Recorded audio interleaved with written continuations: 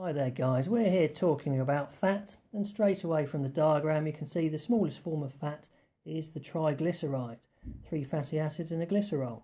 You can actually further subdivide that into a fatty acid if you're going to use fat for an energy source, but we'll come back to that later. Now, fatty acids actually come in 3 different forms. You'll have probably heard of saturated and unsaturated fat. Well, it's actually the type of fatty acid that gives it its name. So straight away on to saturated fat. Why is it called saturated fat? Well, there's no double bonds in its structure. It's dead straight. When you heat it, its structure stays the same. It's very stable. Now, generally, your saturated fats come from animal sources. You can see below the red meats, poultry, eggs, dairy, and sometimes saturated fat is called bad fat. Now, that's because it's been linked quite heavily with heart disease and high cholesterol. Now, when we talk about cholesterol, I should say we're talking about LDL cholesterol, which is the one that has been linked to heart disease, not HDL cholesterol, which has been linked with health benefits. Now, some research will dispute how bad saturated fats are and if they've been given a bad name, but certainly most health sources say no more than 10% of your calorie intake per day from saturated fat. Certainly worth you researching more into this subject, because saturated fats do play some valuable roles in the body, but they've also, like I've said, been linked to health problems and heart disease. So have a look at that. Now on to the unsaturated fats. They're called unsaturated because of these double bonds they have in their fatty acid chain. The monounsaturated has one double bond, and the polyunsaturated will have more than one double bond. This makes them curved in appearance, in structure, and also unstable, and they change their shape when they're heated.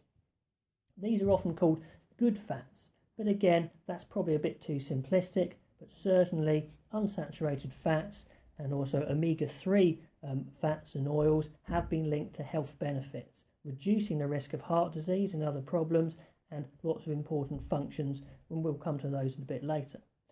The problem is, foods will often have both of these, unsaturated and saturated fats.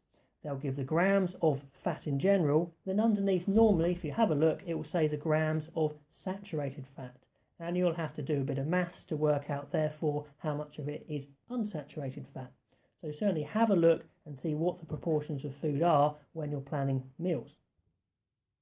There's the polyunsaturated fats. You'll see multiple double bonds, gives it an even more curved appearance. And straight on to the rolls. Okay, now fats are very, very useful in the body. People will straight away think, oh dear, fat's unhealthy. Well, certainly if you eat too much or the wrong sort of, as we've mentioned, they could be, but they do play vital roles in the body.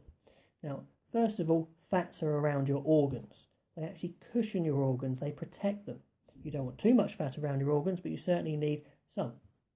It helps maintain body temperature, because fat is a good insulator, like wearing a nice coat, but again, you probably don't want too much. Also, they're an insulator to electrical impulse, which makes them great for insulating nerves and surrounding nerves so that impulses can travel very easily. Now, at rest, you're actually using fat as a really large energy source. 2/3 probably of your energy is being supplied by fat right now if you're sitting down on the bus, say. Now, when you exercise, yes, that will change because carbohydrate is your preferred energy source for exercise, certainly for high-intense exercise. But for everyday activity and low-intense exercise, then fat is incredibly useful. And fat can be stored and broken down for energy when needed. Also, vitamins are transported around by fat. The fat-soluble vitamins, that is. Some vitamins are water-soluble, some are fat-soluble. You need to look up which, but just for a few examples, vitamin A, which helps with teeth, cell division, mucous membrane forming. That is a fat-soluble vitamin, as is vitamin K for blood clotting, and vitamin D for absorbing calcium, and many more. So absolutely valuable for health, otherwise you wouldn't be able to circulate those vitamins. Brain development's another important role. The fat in the brain actually is about 60%. 60% of your brain is fat, and if you didn't have fat, you wouldn't be able to develop and grow the brain.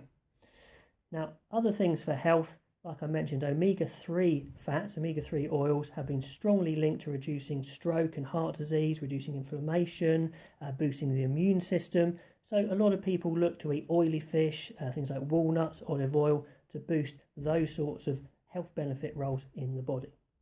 Okay, until next time.